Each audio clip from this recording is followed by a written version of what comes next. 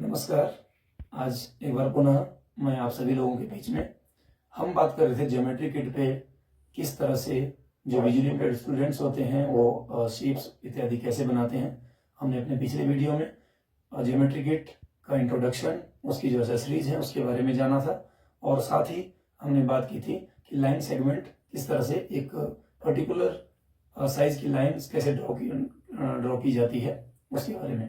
आज हम थोड़ा आगे चल के बात करेंगे कि किस तरह से ट्रायंगल या क्वाड्रिलेटरल कोई भी शेप हो, चाहे स्क्वायर है चाहे रेक्टेंगल है, किस तरह से उसे बनाया जा सकता है। तो चलिए बात करते हैं। आज हम बात करने वाले हैं ट्रायंगल पे और रेक्टेंगल्स या स्क्वायर पे।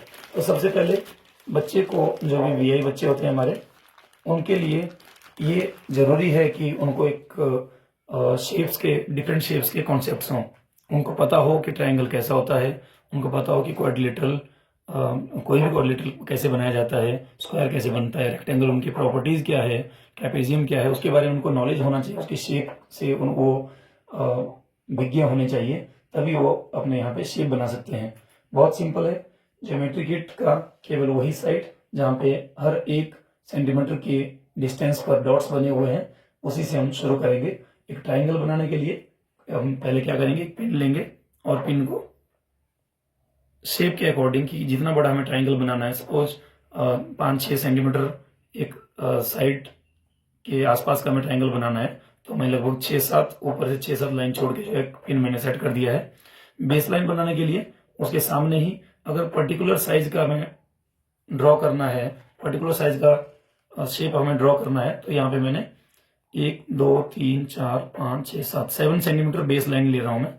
तो 2 पिन लगाने के बाद में पेपर क्लिप में पेपर लगा रहा हूँ, देन उसमें लॉक करके हमारा पेपर लग गया है। और पिन जहां मैंने लगाई है 7 सेंटीमीटर में, दोनों पिन को मैं पेपर को प्रेस कर दे रहा हूँ जहां पे पिन लगी हैं। अब थर्ड जो पिन है वो हम लगाएंगे, ट्रायंगल की शेप जैसी होती है, ऊपर में एक शेप लगा दे रहा हूं ट्रायंगल का, जो थर्ड हमारा कॉर्नर होगा उसके लिए। और पेपर को के ऊपर पिन को प्रेस कर देता हूं तो एक हल्का सा डॉट उभर के आ जाएगा। अभी हमारे 3 डॉट हो गए, या 3 शीट्स कह सकते हैं आप उसके ट्रायंगल के। अब slotted guide, slotted scale guide को मैं सेट कर देता हूं बेस लाइन बनाने के लिए। हल्का सा उसके ऊपर प्रेस करूंगा तो उंगली से प्रेस करने पर ही हल्की सी डॉटेड लाइन जो है उभर के सामने आ जाएगी। उसके बाद अच्छे से फिंगर को स्पून के टिप पे रख के दोनों जो पॉइंट्स थे हमारे उनको जोड़ दूंगा। इसी तरह से जो हमारा ऊपर वाला पॉइंट है, बेस लाइन के एक सिरे को उससे कनेक्ट करने के लिए मैं स्पून की हेल्प से उसको दबा के अच्छे से अपना ऊपर तक उसे पूरा कर लेता हूँ। अब जो थर्ड लाइन है, थर्ड लाइन के लिए जो 2 बचे हुए सिरे हमारे, उनको स्पून की सहायता से मैं कनेक्ट कर देता हूँ। ये देखिए, आप देख सकते हैं एक ट्रायंगल बन गया है और आराम से जो वीआई स्टूडेंट है वो आराम से उसको टच करके समझ सकते हैं।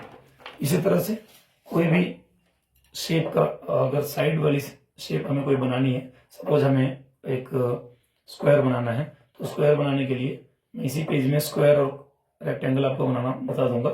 स्क्वायर बनाने के लिए मैंने पिन लगाया। जैसे कि प्रॉपर्टीज हमें पता होनी चाहिए, स्क्वायर की जो चारों साइड्स होती है वो इक्वल होती है।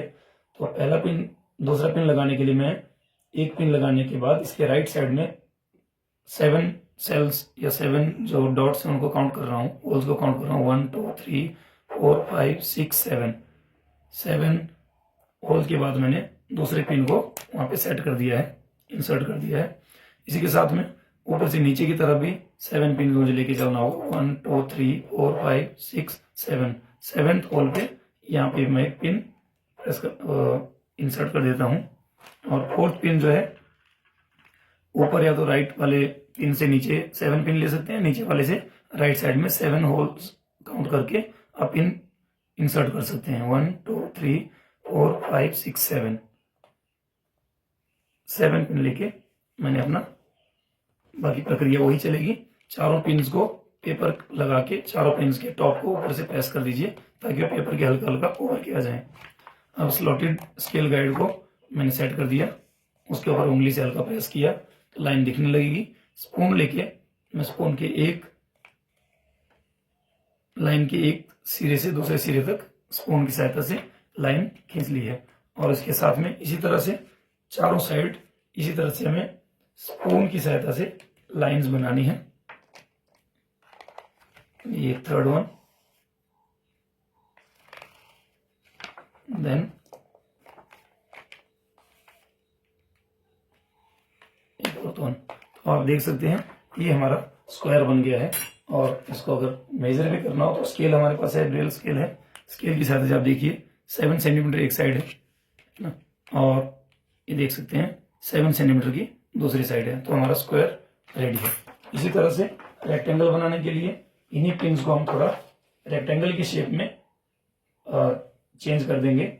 और वो आप पे डिपेंड करता है कि अगर किसी पर्टिकुलर साइज का आपको रेक्टेंगल बनाना है तो उस तरह से इसके लिए आप पिन्स सेट कर सकते हैं। और अगर जैसे मैं आपको एग्जांपल के लिए बता रहा हूँ तो मैंने एक आइडिया से आप लोगों को रेक्टेंगल की शेप में पिन्स लगा दी हैं।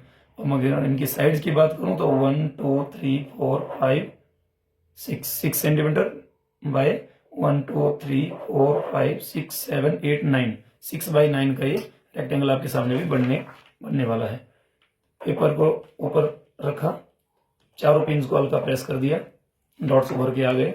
स्लॉटेड स्केल गाइड को सेट किया, देन पेपर को हल्का प्रेस करके लाइंस बनाना शुरू कर दिया। 1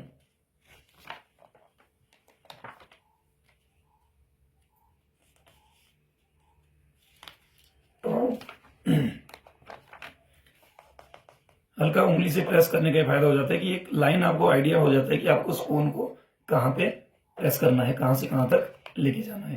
3 देन ये आपकी 4 साइड देखिए यहाँ पे अच्छे से स्लॉट पे मैं उसे नहीं लगा पाया हूँ तो लाइन टेढ़ी हो सकती है। एक बार सेट करके उसको वापस आप ये लगा देंगे। तो देखिए इस तरह से हमारे ट्रायंगल, स्क्वायर और रेक्टेंगल की तीनों शेप और बहुत बेहतर तरीके से अच्छे उभार के साथ में एक वीआई बच्चा जिन्हें आराम से पहचान सकता है, समझ सकता है। तो ये आज इस वीडियो में हम इतना ही, इन 3 शेप पे ही हमने बात की। उम्मीद करता हूं कि आप लोगों को समझ आया होगा कि किस तरह से शेप्स बनाई जाती है। तो आज के लिए इतना ही काफी है। अगले वीडियो में मिलते हैं कुछ नई शेप्स के साथ। Thank you.